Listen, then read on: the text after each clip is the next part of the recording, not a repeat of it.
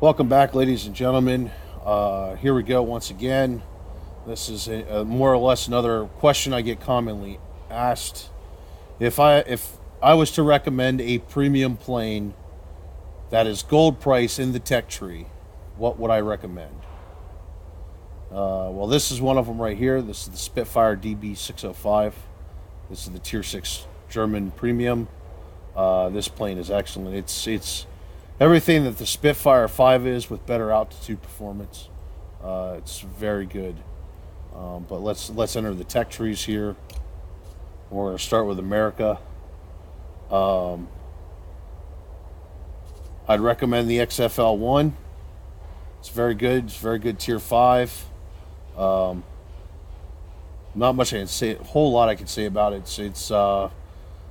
It's not the best turn and burn, but it is a pretty good turn and burn plane. It comes armed with two 30 cal machine guns and a nose mount or a hub mounted 37 millimeter cannon. Um, the cannon can become a little tricky, but once you really get it down pat, it is an amazing plane and is well worth the price at Tier 5. Um, the XP-58, if you're looking for an American heavy fighter, look no further. I'll open up its stats so you see the firepower. 437 millimeter cannons, a turret mount, but it's got 450 caliber machine guns and a rear turret. Um, this is a boom and zoom plane. If you like the P-38 Lightning, get the Chain Lightning. I would highly recommend it. And the 37 millimeter cannons are very powerful. If you're looking for a bomber, and obviously I have this one too, the A-26B. Yeah, it's a pretty amazing plane. A lot of people argue it's not really a bomber, but hey, it's got bombs, so it's a bomber. Wargaming calls it a bomber. We're calling it a bomber for the purposes of bombers. 650 cals in the front. It's two turrets. Each turret has two M2 machine guns. It's got a turret on the top. It's got a turret on the bottom, and I'll show you that in a bit. And then it's actually 20 100-pound bombs that drops in sticks of 5. So we'll go to tech tree here, and I'll actually show you those turrets quick on the A-26, in case you've never seen them before. So here's the A-26. This is definitely one of my favorite planes. This premium here has my most flight time in it. So there you go. There's two of the 50 cal machine guns in the one turret, and then there's a turret on the underside that's got an additional two 50 caliber machine guns. Both turrets are controlled by one gunner. Pretty effective for its tier. And then actually, these turrets will shoot down fighters and weak heavy fighters. Heavy fighters, they tend to be able to kind of tank the shots from these turrets, but you can still really bugger them up. And with the right perks and the right equipment, they can really outrange anything that it's going to face at its tier. All right, so let's go back into the tech tree. Look at some more premium planes here. Let's go to USSR now. A lot of people tell me this is good. I do have a problem with this plane. I'll get to it later. I really can't recommend this plane. I know some people like this plane. It's a fairly decent turn and burn.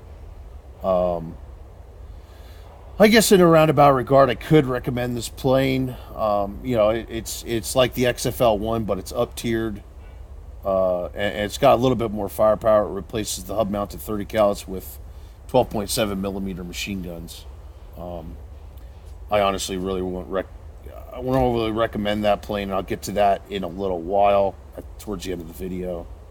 The Lag 3.4, I hear a lot of people. I don't have it, but the Lag 3.4, I hear a lot of people just go absolutely batshit crazy over this plane.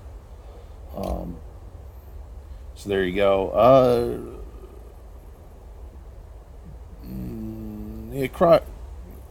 looks like it's a bit of a turn and burn. It is a multi-roll. And it looks like it'll turn probably half the planes that will encounter. It's got a hub-mounted 20 millimeter cannon. It's got a synchronized 50 cal machine gun, 12.7 millimeter machine gun, and then it's got 2 more synchronized 30 cals. Pretty competent firepower for its tier, and then it's got 8 rockets. Yeah, it looks like a fairly decent fighter bomber type plane. So I would recommend that one. Just looking at its stats. If you like P40s, P40 M105. Otherwise, I really wouldn't recommend this plane. It's just more or less if you're a P40 fan. The RB-17, I know I don't have it, but this plane is amazing. These things drive me batshit. It's the strongest bomber in the game. But the one thing is this 20 millimeter, or well, 23 millimeter tail gun that it has is just, it outranges like every fucking thing.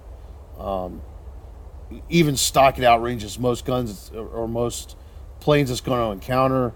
And the thing is with the right perks and equipment, it's really going to outrange stuff. It can fly very high altitude and still sort of effectively bomb. It actually bombs better closer to the ground, but you know, that's here nor there. So I'd recommend that plane.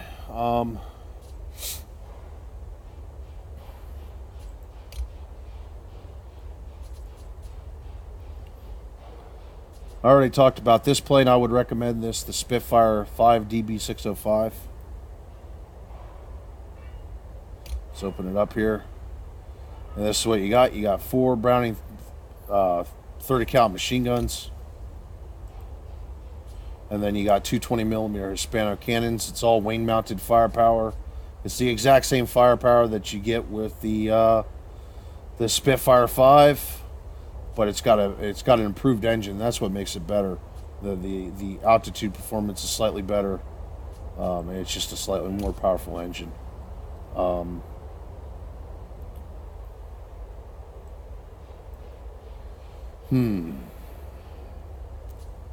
Let's go Japan.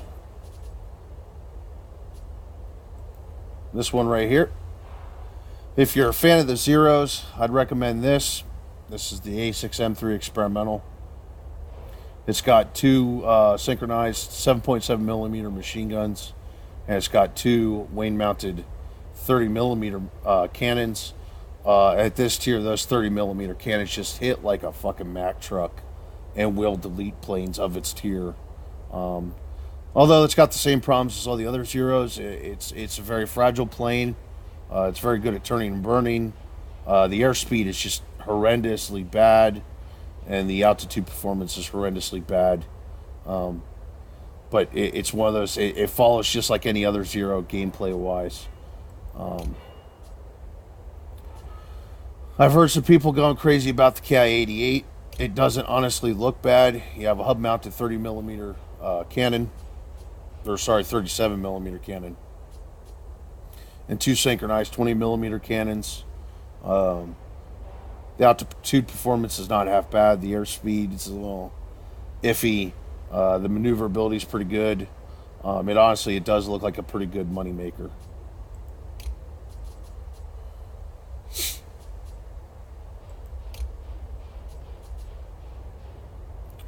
In this line here, there's quite a few I can recommend in this line, and pretty much any plane I can recommend in this line. The Warriorway is a good plane to have for the low tier ground attack missions that you need an attacker type plane. This is actually a good plane to have to do it. The Blenheim bomber is an excellent bomber, and these two go hand in hand. If you're going to purchase one, you might as well purchase the other, because the crew that you use in the Warriorway, you can also use in the Blenheim bomber, and vice versa, which is what I do. The Fairy Phantom, it's a lot of fun to play. I don't think I could recommend this one, and this is one of the few I could recommend. The Boomerang's pretty good. It's essentially, I don't want to put it. The thing is, I mix with the Boomerang because the Boomerang is a bad plane, um, but the Spitfire can do everything better. Um, but it's still not a bad plane. It's just kind of one of those. It's kind of in limbo if it's really worth it. I would say I mixed on if it's worth it or not. If you're going to go up the British line and you want another turn and burn plane, sure, it's worth it. There is better options, and we're going to get to those right now. Here we go. We got a Mustang 1A. Plays just like the P-51, but it's got four. Let's open the firepower. It's got 420 millimeter Hispano cannons. Um, it's a zoom and boom, and it plays just like a zoom and boom. I find the plane a lot of fun, decent altitude performance, decent airspeed, great firepower. So if you actually do like the P-51, the P-51A, do grab yourself this plane. It plays just like the P-51A, but actually better firepower. The Meteor, I can't praise this plane enough. Now this one's kind of a cross. This one plays pretty much just like the Mustang 1A, just a tier higher. Firepower is much better. It's got upgraded 420 millimeter Hispano cannons. I own both planes. I love both planes. I actually glad I own both planes. But they both play exactly identical. However, this one's a jet fighter. But it is a boom and zoom. And then you get the Seafane. I hear people go rampant about the Seafane. I really don't know a lot about the Seafane, so I'm not going to actually give this plane a thumbs up. It looks fairly good on paper. It looks like it'd be a lot of fun. It's got decent airspeed, semi-decent maneuverability, and okay-ish altitude performance for its tier. I can see where this plane could be a really good moneymaker. I don't think I would actually honestly get it. I think I would actually just get the Meteor one and be happy. Okay, so China, there's really nothing here in China. I would honestly grab outside of a collector's value. The P-51K is a P-51D. The P-51D is kind of a weak fighter for its tier. I don't think it's worth the gold. Here you go. You got the Tomahawk 2B. This is a P-40 with less firepower than the P-40. Once again, I don't see it's worth it outside of a collector's plane. This is the Flying Tiger plane. The Hawk 3 I've never flown. You have the Mosquito 26, which is essentially it's the Mosquito. So there you go. If you like the Mosquito, grab it. I'm not a heavy fighter fan. I'm not going to jump out and grab it. And then you have the IL-10M. And, that's the same thing. If you're an IL-10 fan, I would grab it. But for me, it's not my forte. And France. I would actually probably grab all four of these planes, just to be honest.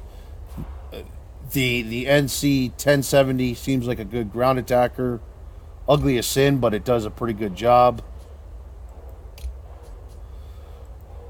The VB10, it's a high energy heavy fighter, and it definitely plays like one. It's also a bit more maneuverable than your typical heavy fighter, and it's got a shit ton of firepower. I mean, 650 cal machine guns, 4 20 millimeter cannons.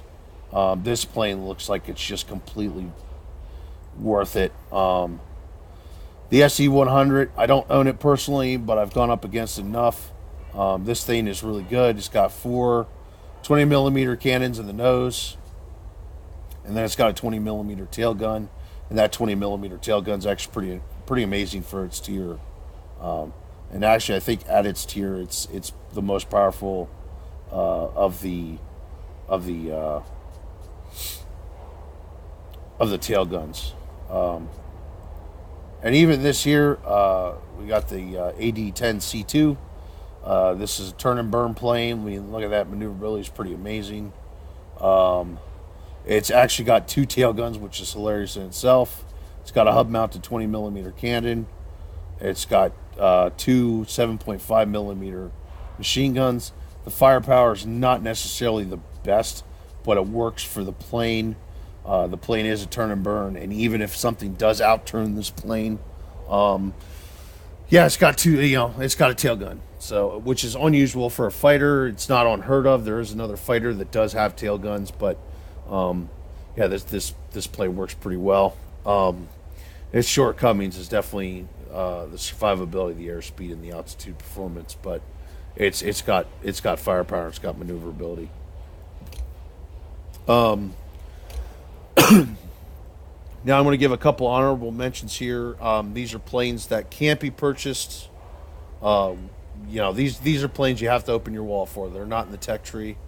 One is the XP-31. If you're looking for a low tier fighter, this thing's OP as shit. It's ridiculously good for its tier, and I would definitely recommend this one. When I purchased this, it was on sale for $1. I call it the $1 special, and yeah, it's worth $1 easily. And this thing's made me a lot of credits. And yeah, I've done a bit of seal clubbing in it over my time playing it. But I mean, it just chews through planes, especially tier 1 and tier 2, and it does pretty well even against tier 3. Now this is why I can't. This plane here is why I can't highly recommend the P-31 or P-39 Q1, which is the Russian Air Cobra. This is the American Air Cobra. This has everything the Russian Air Cobra has and more. It's got a 37 millimeter cannon. It's got 250 cals right here in the nose, and then it's got 230 cals each in the wings. This plane is just amazing. If you see this on sale, buy this plane. This plane is just, I can't recommend it enough. The only way I can explain it is when I play this plane, I feel dirty. It's just that good. Wallet planes wise, there's no really other wallet planes. I do have some other ones. Nothing I'd highly recommend. I mean, the Spitfire 1A isn't bad. I don't feel it's great. It is a lot of fun. It is the Dunkirk plane. I would actually put this on the list of collector's items, to be honest. The Vickers Venom, I really wouldn't recommend the Vickers Venom. If you're looking at the Vickers Venom, just grab yourself the Spit 1A, because the Spit 1A can do everything the Vickers Venom can do, but the Spit 1A can do it better. I think that's pretty much all I can recommend. I'm sure there's other planes out there people could and can recommend, but they're the ones I have personal experience with. I've seen a bit in battle, and I have my opinion on what I see in battle and what I've actually played, and how I read the stats. So there you go. Hopefully you enjoyed this, and hopefully it answered some of your questions. If you do have any questions, go ahead. Please put it in the comment section below, and hopefully, hopefully I can either get an answer or get you an answer as quick as possible. So there you go. Have a good one.